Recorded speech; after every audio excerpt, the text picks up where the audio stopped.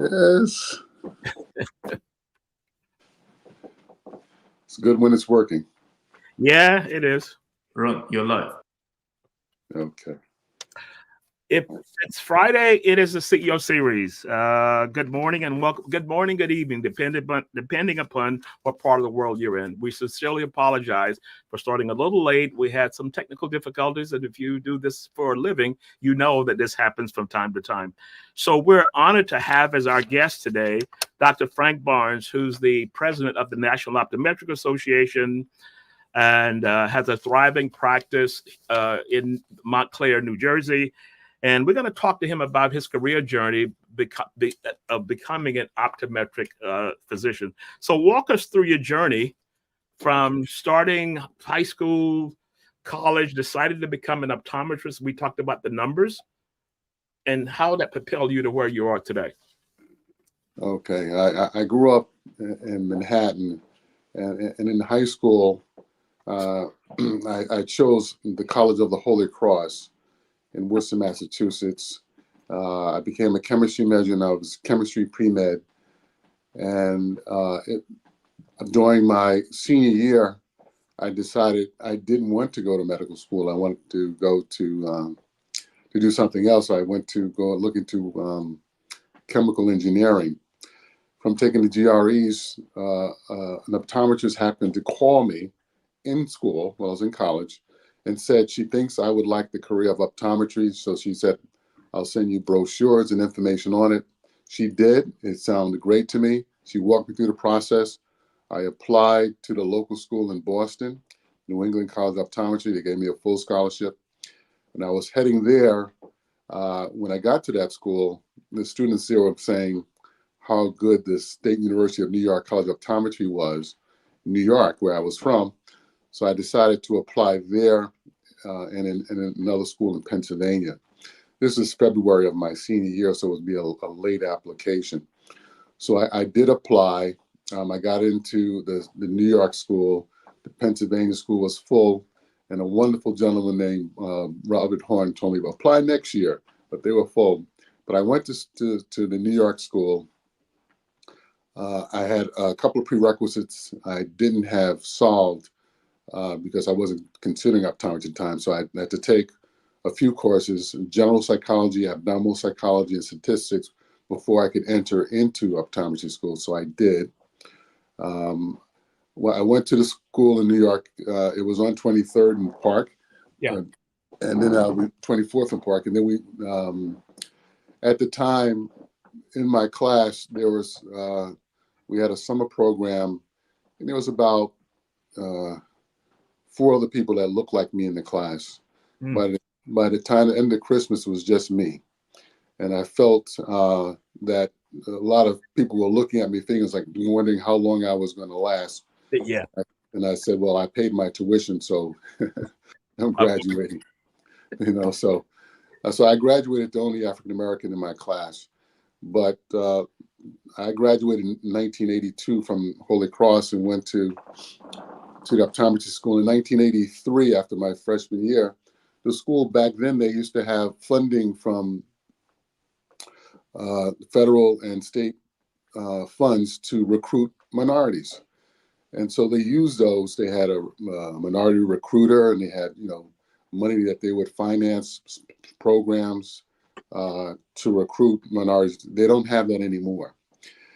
But part of that is they use some of the funds to introduce me to the National Optometric Association, was the national organization of Black optometrists, optometric physicians. And so they sent me there from New York. So I went there, and it was in Houston, Texas in 1983. And time I stepped into the convention hall, I met the founding 2 founders, presidents, students that looked like me, so many of them. And everybody had joy in their face, welcoming. And it was just a wonderful feeling from the day I entered and to the day I left the convention. Wow. So in that summer in July of '83, I came back to New York, reported to the school how I felt about it. And I said, well, we need a NOSA, National Optometric Student Association here in New York. And there was only one other young lady there with me that was African American. So only two of us was in the school, but they had three were coming in. And so they were first saying, well, like, how can we have an organization with just, like, 2 people. and I said, all we need is one, and that could be just me. And so we started. I started it, and I started the chapter, and we started with, like I said, us two, and then three came in. So we had 5 students, but that was the beginning. But I was optimized and energized and charged up coming from that convention that I felt everybody that looked like me or knew something like me needed to be there or be a part of the NOA. Yeah. And the young lady before me, she became the president of our chapter. She went on to be the national chapter president after that. The second president from SUNY, where I started the chapter, was Dr. Carter, who later, 40 years later, becomes my wife and partner today. Yeah. And she becomes the state president and also the national president. And that organization still exists today. So when I go back to the school, the NOSA is still there, the New York chapter. It has won awards. The students are fantastic. I still have a relationship with them. I have those students come to my house. We sit down and talk with administration and the doctors and the students, and it's a beautiful thing. So that was from 1983, and we're still doing it. Wow. No, go ahead. So from that, in 1986, when I graduated, I worked on becoming a life member for the organization, which I became a life member in 1987 after I graduated. And from there, I stayed involved. I became a secretary on the board under one of the most dynamic persons, Dr. Terry Ingraham, and later became a regional trustee. And then the senior members kept encouraging me to take more involvement in the organization. So they would nominate me. So, okay, now we want you to be the vice president. And then from vice president, president-elect, and then president. So they came to me each time and said, this is your turn. This is your turn. And I always felt that I had to give back because I thought how important the organization was, what the work they were doing for the students and the doctors across the nation. And so now it's my turn. And now it's your turn. It's my turn.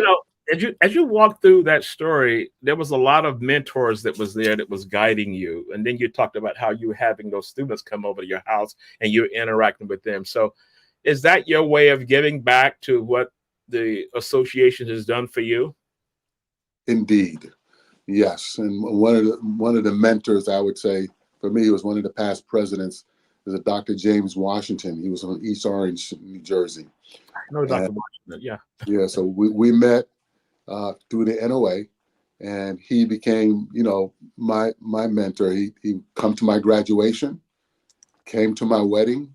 When I was in hospital, he came to, everything. He was there all along, and also gave me an opportunity that when if I needed to become an associate or buy a practice, or I needed a place to work, there was an opportunity there. Wow. And so that was good to know, because when I graduated in '86, when I went out to job interviews, there was only like 3 other optometrists in the area, in the Northeast region, that looked at me like me.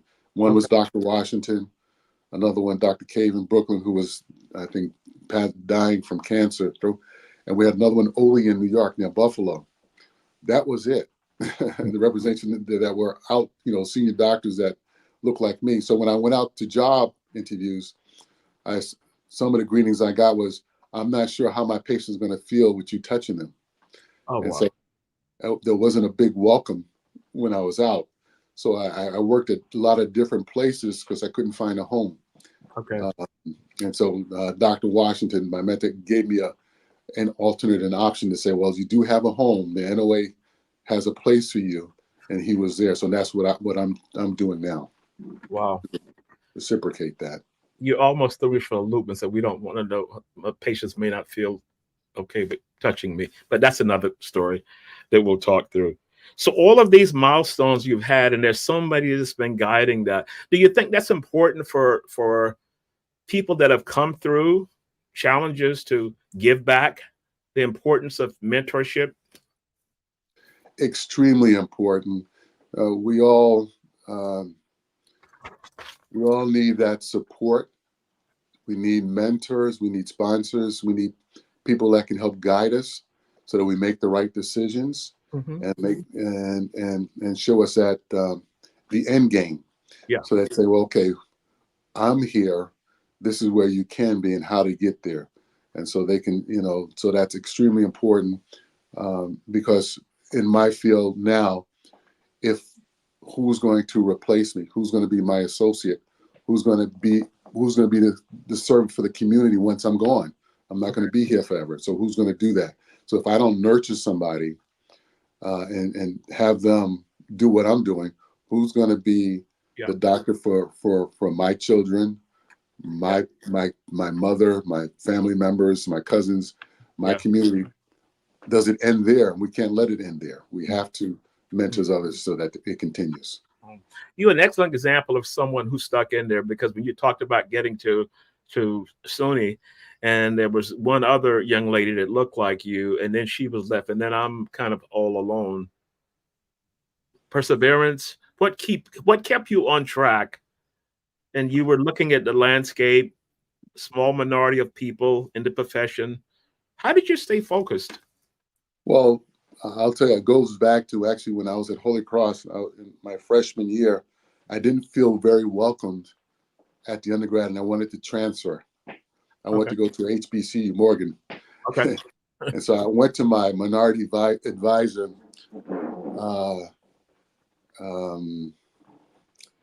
and Dr. Ogretta McNeil. She was our advisor, chairman of the psychology department.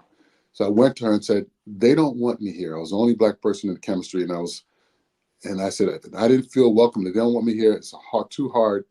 I want to get out of here. I want to go someplace where I feel welcome. Yeah. And she said, no. And I said, well, can I just change from chemistry to psychology, since she was the person in charge of psychology? I said, I changed my major. And she said to me, you came here as a chemistry major, you're going to graduate a chemistry major. She said, you're right. She says, this is what you're going to do. Nobody's going to alter your direction. And she put her foot down and said, this is what you're going to do. And I did. Yeah. I graduated chemistry major, and exactly what she told me to do. And I said, and it's the old thing is like, no one's going to turn me around. Yeah. Okay. And it was like the same thing. So when I got to optometry school, it was the same situation. It was like, I don't care what else is happening. Yeah. I'm getting to the finish line. Okay. And I always had her in my mind. It's like, no, this is where I came in. This is the way I'm leaving. I came here for a reason. Yeah, that's inner resolve. You have that. They said, nope, I'm not going to give it. You tried to it, so let's just stop it and go back and finish what you're going to do. Was that something that came up growing up in New York, or the challenges of growing up in New York? I think you went to Julia Richmond. I did. I went to Julia Richmond. I went to Wagner Junior High School, Julia Richmond High School, PS 198 Elementary School. And it was, when I grew up, the majority of the students in the school looked like me. But then they had a way of separating us, whether you were regular, college bound, or special progress. They had that kind of stuff. Yeah. And so, right. So, I grew up with, majority of the students that looked like me, but most of my classmates did not. But all the time I was always active. From elementary school, I was in the band. And in middle school, I played the tenor saxophone for the band. I was in the vocabulary club. I was the newspaper editor.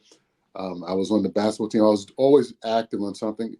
When I got to Julia Richmond, I played football. I played basketball.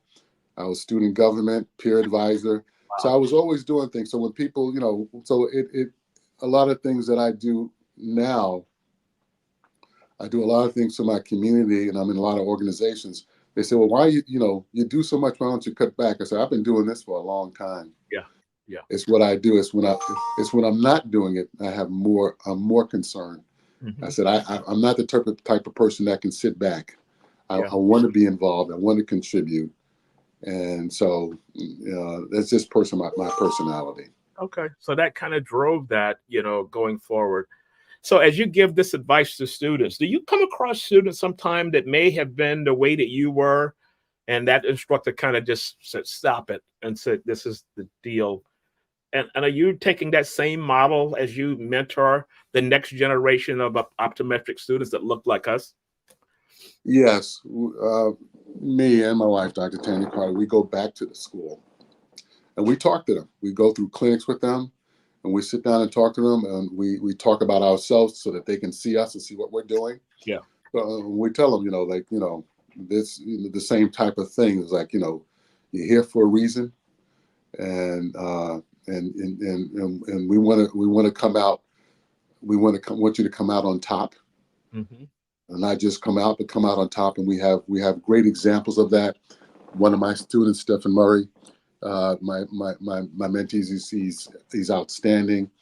Another one from the New York, Sophia Johnson. She graduated. She was the NOSA in New York, became a chapter president, became the national president. Wow. And then she came here and worked with us in my office. Oh, really? And so it was a full circle to see her when she started her journey until she came out. Mm-hmm. And so it's a wonderful thing. Yeah. And so they are listening, we're seeing it. Yeah. So your guiding mission, in the National Optometric Association is because you mentioned to me numbers, the percentages of optometric students that look like us, and that goal is to close that gap over a period of time. Is that one of the main focuses of your presidency? Well, yes, it's one of the main focuses. We're of optometric physicians in the United States, we're 1.8%. Okay. But in the United States, we're like 13%. So we would like to have our numbers match that, so that our communities have doctors that represent the community. And we're looking to increase our student numbers. Mm-hmm. And we got even to more stats, the faculty, how many doctors that look like me that are professors in the college. My wife, Dr. Tanya Carter, she's been a professor at this New York school for 30 years, but she retired. And then it's like there's no one before and no one after. Okay. And so after that, the faculty that becomes deans and president of colleges. Yeah. Yeah. Who's going to do that? We have one, Mel Ship, Ohio, he retired. We'd have now Dr. Elder in St. Louis, but there's very few. And so, but for us to have people that are faculty, deans, we have to have students. Okay. So there's some of those students that will be going in private practice or go in different areas of work in the field, and then some that will stay in academia and an academy and teach. And then a few of those will actually go on to administration to be faculty. So we have to increase all our numbers so all that can happen. Yeah. And so that's the goal, is to increase our numbers so that we're throughout the entire industry, not just as students or doctors in the community, because that number is low. Yeah. But to increase all of it. So in other words, the feeder roles that can be prepping for this next level of leadership as the old guard, so to speak, transitions out to something else. Yes. Yeah. Yeah. Hmm. Yeah. And I've been around enough to see the old guard go. And then me and my friends that I met in 1983, we sit around and say, oh, wow, we're the old guard now. Yeah. And now you're the old guard. You're the old guard. Yeah. Mm-hmm. How that happened so quick. Yeah. I tell you, it goes by just like, because you would give me those years. I remember your practice, because you're my optometric physician family.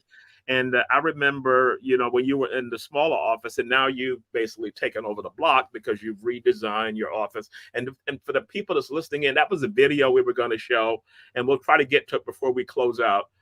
So you can see that transformation on the block, where he's located. So when you think about influences you've had, and you talk about the old guard, and you talk about the changing nature of the profession. My good buddy from Texas, John Self, was talking about how the profession has changed, aided by technology. He was astounded about how technology has expanded. So let's talk through that angle, and from the position that technology is changing. We see AI, all these things coming in. How has technology shifted from the time you started? We're going back from the student to where you are today. Is that another level of learning? If I've been in the business for a while, understanding the technical side? Tremendous. With AI, artificial intelligence, they're helping us make diagnosis and treatment option plans and protocols. Our devices that we have access to now is tremendous. Yeah. We have, I just have in my office a laser camera called Optos. We have another one, IPL, intense pulse light, for treatment. These things we didn't have before, but now these instruments are smaller, just like computers, that we can have those in office. The cost is down. We can do a lot more things in office. So the technology is fantastic. What we can do and what we can offer in our care in our communities, because it's the technology is so advanced. But in my field also, it's changing. Is our profession is changing, that our scope of practice is changing. We're evolving in more medical practice. Our license, our practice is legislatively governed. So what we can do, and so there's the laws are being shaped so that we can, what the type of care that we can provide is expanding as well. Okay. So our scope of practice is changing and improving as well with technology. So that's been good also. Okay. So that gives you the ability to, maybe at one point in time, you had to send them out to an ophthalmologist who's an eye surgeon, I think it is. And so now some of those things can be done in-house. Yes. The latest, there's bills out now. There's major surgery and minor surgery in this that you can get involved in. But there's a bill out for us to use a laser to after cataract surgery to move secondary membranes. We can do that, we can do more stuff that are not in our scope of practice now, but we expand it. You get taught how to do it just like everyone else, and so our scope of practice has been increasing as well. So that was kind of like going to school all over again. Not really going to school all over again, but you had to go in and kind of master whatever this new technology was. Right, and we've had to do that before. When I first came to New Jersey, they had certain restrictions on writing medications. We could use diagnostic stuff, but not treating certain diseases we couldn't treat. Let's say like glaucoma. Right now, we use eye drops to lower the pressure of the eye in glaucoma where the pressure is too high. But before, we couldn't do that. And then, of course, we had to go back to lectures and learn more about pharmaceutical interactions systemically, and learn about the different medications involvement. And so we had to go back and take those classes. So it's money and time, and you learn. Yeah. And now we've been doing it, decades later, and our patients are happy. They're being treated right away. They don't have to be sent to somebody else. Yeah. And we're doing it all in-house. So as each scope changes, we have to go back to school. And so that will come along with that as well. Yeah. So do you see that as a continuous learning journey in the optometric profession, that as technology keeps moving forward, we're going to have to reskill? Yes, I think so. We'll have to, because technology is offering us the ability to do more that was more difficult. Okay. And so, and soon we'll be just data collectors, and the instruments will do all of it. Okay. We just have to make sure that the instrument's doing the right thing. Okay. So let's talk about the entrepreneurial side. So you were, optometric physician working for someone else. When did you and Dr. Carter decide to, let's try it on our own? And what was that journey like? How do you make that transformation? Well, when I started in '86, and it was difficulty finding an associate to work with a doctor, like to lead to a partnership. I was working at several different places. New York Eye and Ear. I was working at Helen Keller Services for the Blind. Um, I was working at the Lighthouse. I was working at some commercial places. I was working at DC 37 Medical Center. I was working at a lot of different places. Sometimes I work at different places every day. Wow. But my goal was to learn from each one of them to be able to start my own. Mm-hmm.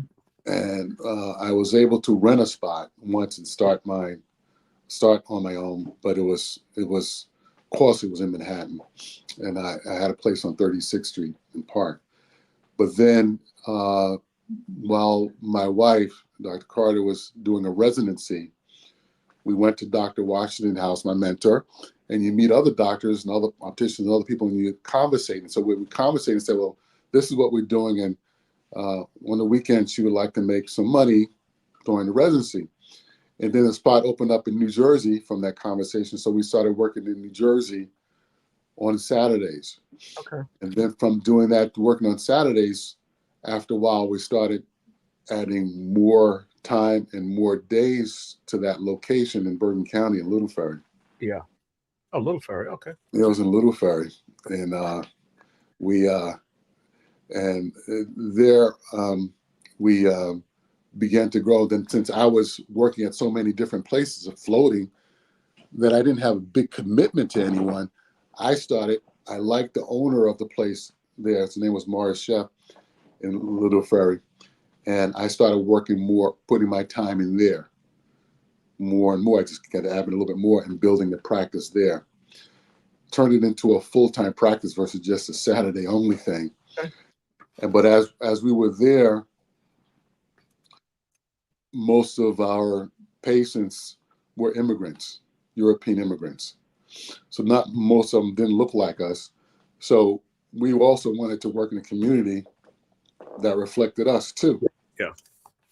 So I had moved to Brooklyn, and then I decided to make a purchase, and I purchased in Weehawken in New Jersey. Mm-hmm. And so began to now look at New Jersey and say, well, where could we go in New Jersey that we can have a community to serve the people like ourselves, our community. And we looked at different places, and Montclair popped up. And it was actually from Dr. Davis, the chiropractor. Right. I read about him in the newspaper. And so I actually did a cold call. I called him up and I said, I'd like to meet you. And so he said, fine. I went to meet him at his office. He greeted me. We talked, and he said, you should open up here. And I said, really? Okay. Sounds good. I'd like to see his positive response. And he said, you know what? I'm going to introduce you to the landlord. So he walks me down the block, 2 doors over, to the dentist, Dr. Neville Thame, who owned the properties. Yeah, our friend, yeah. And so I went, Dr. Thame, he looked at me and said, yes, you should open up here. I'll fix up the facade of it. You fix up everything else. You're going to do great here. That was my introduction. And I went back and told my wife, this is what happened.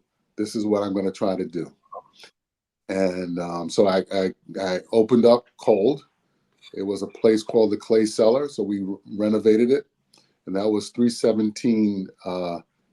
It was like 750 square feet. Yeah. And that was a good start for me. And so I started working there. I didn't have any loans.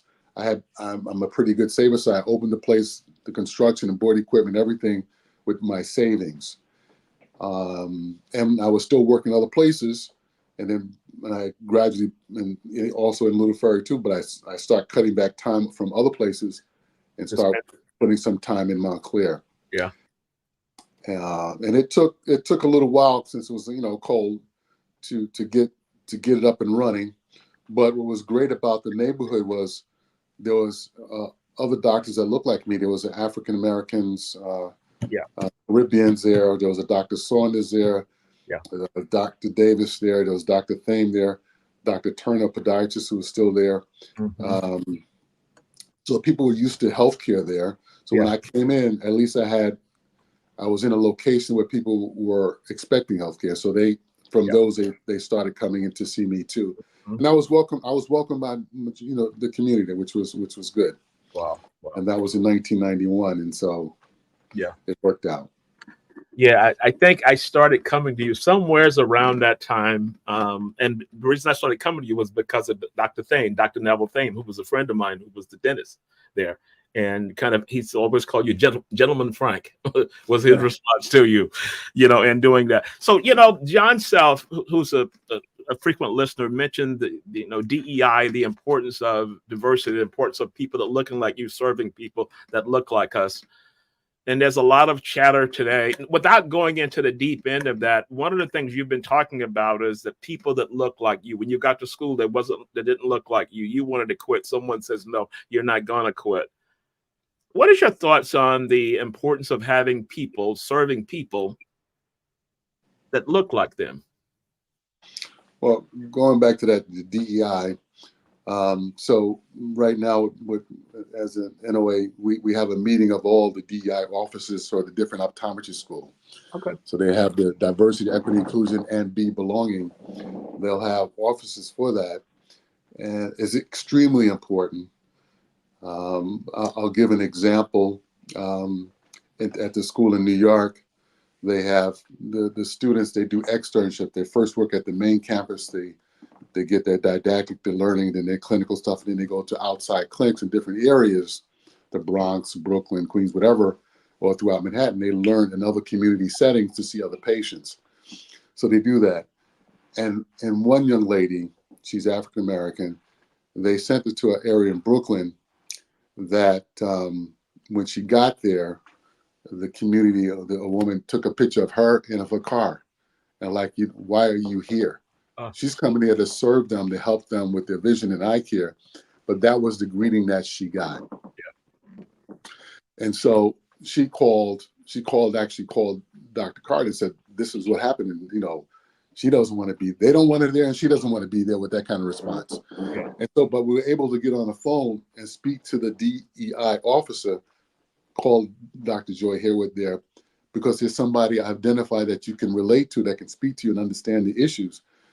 And call her up and say, this is what this student is experiencing.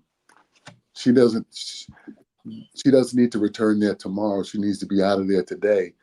And also make note that should have been known not to send her there in the first place. Yeah. Know the landscape of where you're sending people and be sensitive to that. Mm-hmm. And so and make sure it doesn't happen going on. And so that's the kind of conversation. But without that person there, that's it doesn't happen. And you don't have anybody service you or help you to navigate those issues. Mm-hmm. Like I said, back when I was there, when I was a student, they were getting money from the state and federal government for minority recruitment. So they had a minority recruiter there. Her name was Amy. And she was there. She wanted to recruit you to the school and make sure you stay there and things were well with you. So you had somebody had your back. Yeah, to connect with. Yeah. We don't. So that DI officer now has the back of the students, the faculty, and anything else that's going on with the school that helps those people that are unrepresented. Mm-hmm. So it's extremely important. Yeah. A lot of your conversation is about leaders who have stepped in and to someone that may have been disillusioned, but it was always some leader that stepped in. What is the most important leadership lesson that you've learned throughout your career? If you had to name one or two, what would that be? Stay focused. Okay. Don't give up. Okay. And plan, the goal is that stick to your goal. Know your end game and keep to that. Mm-hmm. Mm-hmm. And that could also tie back into, you said you were going to become an entrepreneur. And I'm sure there were days you said, did I make the right decision or should I go back and get a job? Stay focused. Well, it came plenty of times, even when I started, when I opened up here in Montclair, I got calls, from the ophthalmologist. Is like, why am I here and why do I charge the same fee as he's charging? And I said, or he said I was charging a fee higher than he was for this certain thing. I said, that's because I know more. Why else? Yeah, But I also had other people that they say I got a call from someone who was the same look like me, but yeah, called up and said, you know, they expect me to fail because of who I was. yeah, yeah. Mm, And I was like, I'm like, well, you don't have to support me. Do whatever you do, but I'm not. I'm going to be here. okay, okay. And and so there was a couple of times just getting people through the door. You're not, you're unsure Yeah, of yeah, people's reception, and they're going to come or not. yeah, And I've been fortunate that people kept coming. I did a good job, and I got a lot of referrals. yeah. And then I also got the feedback from the patients. Okay. Since I'm a community doctor, I'm in the community involved. When I go someplace, I get somebody that gives me that feedback. So that gives me the reinforcement Yeah. to say, keep doing what you're doing, because people are recognizing what you're doing, and they're supporting you. So Okay. that helped out. Okay, cool. As we begin to close out, we're going to try and get that video up before we close that because I really want everyone to see that. So you've got so many things in the air. I mean, from the presidency of this, the community engagement, your practice, learning journey, work-life balance. How do you balance all of that out? I mean, just from listening to you, I'm like, how do you do it all? It's, I'll go back to, remember I said I was doing a lot of things in middle school and high school. So I'm used to doing that, but as you get older, it's more challenging. Yeah. But optometry, one, I'm glad I did go into the field. It's something I like to do. And I get to meet, it gave me the financial freedom Mhm. that I can afford a lifestyle. Yeah. That I could take care of my family. Yeah. I can travel the world. Yeah. Um, and and I can meet good people, Yeah. influential people like yourself. Yeah. So Thanks for I, thanks for raising me to that level, but I'll take it. yes. So these so it's a wonderful thing. And what I've done early, when I started out, I was working very hard, and sometimes I wasn't even eating lunch. And I went to the local doctor here on my same block, Dr. Berman Saunders, because they would say my blood pressure was high. So I would go to him, and he was telling me, like, take it easy. He says, and you got to eat lunch. And so I started eating lunch. And then I began to have children. So I have a son and daughter. Yeah. And so when it came down to that, I wanted to be a father as well. Okay. And so I remember one day I was working, when I first graduated, I was working 7 days a week. You can work commercial and everything. When I got married, my wife said, no more working on Sundays, so that was my Sunday. When I had my children on the weekend, they're playing soccer, they're doing baseball, they're doing family activities. And I would miss out. And but then one day on a Saturday, I was seeing patients. I ran up to see my son's soccer game, and he was doing very well. And I had to now go back to the office to see a patient. So as I'm walking, he scores a goal. He looks at me and says, "Bye, Daddy." And that's when I said, "That's the last time he's going to say that." Yeah. But that was my last Saturday I worked. I went back to the office, and they said, "Well, you're not going to make money. We're going to lose money, all this kind of money." I said, "Well, if I don't make that money, I'll spend less." Yeah. But Make but it I want that work-life balance. But I want to be there. I want to be that. I want to be at those games. I want to see my children. I want to be with my family. Yeah. So that's what I did. So I didn't work uh, Saturdays for now 20 years Really? Okay. because I was at those games. Okay. I was coaching baseball. Yeah. And I was at my son's baseball, my daughter's softball and soccer games, all those things. I was there creating those memories that I live off of now. Wow. So I think, a lot of times, it's putting what value Yeah. is for you. Okay. And every when they had a winter break, a Easter break, a summer break, whatever break it is, we took a family trip. Mm, We went somewhere as a family, and like I said, I put that as a priority. okay. And when I come back, I'll work. I'm willing to work Yeah.